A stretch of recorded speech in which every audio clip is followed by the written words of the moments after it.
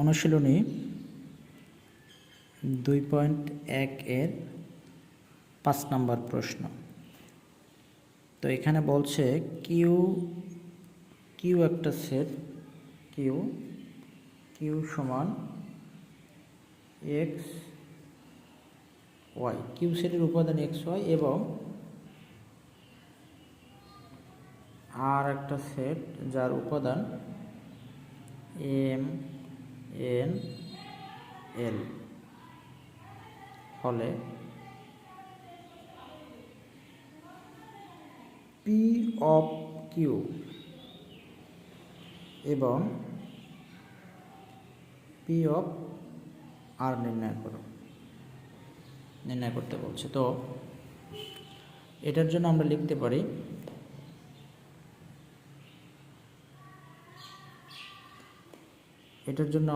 পারি দেয়া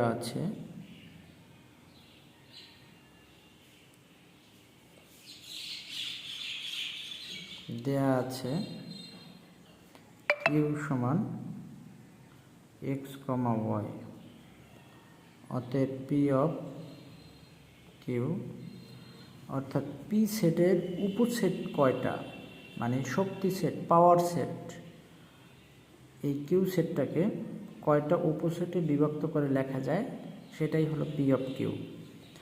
তো নিজের একটা উপসেট এক্স কমা ওয়াই, তো দুই সংখ্যার, এরপরে এক সংখ্যা এক্স, এরপরে ওয়াই, এরপরে ফাঁকা সেট, অর্থাৎ ফাঁকা সেট সকল সেটের উপসেট। তো একটা, দুইটা, তিনটা, চারটা। এখন উপাদান কয়টা আছে এবং উপসেট কয়টা হবে এর একটা সূত্র হলো 2 টু দি পাওয়ার n। সূত্র হলো 2 টু দি পাওয়ার n।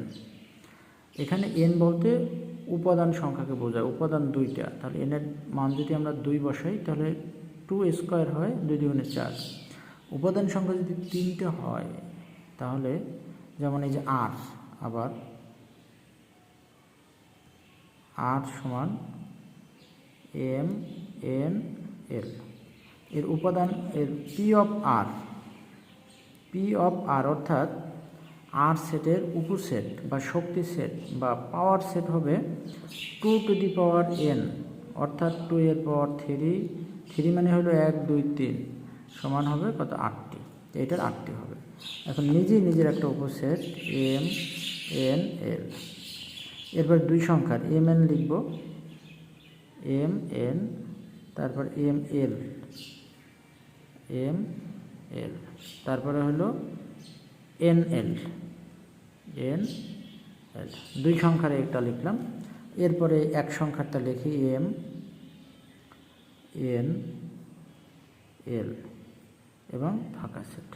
তাহলে 1 2 3 4 5 6 7 8, 8টা উপসেট। আমরা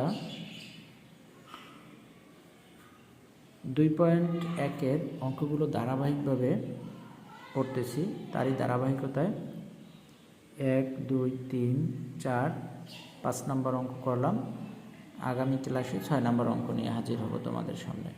ধন্যবাদ।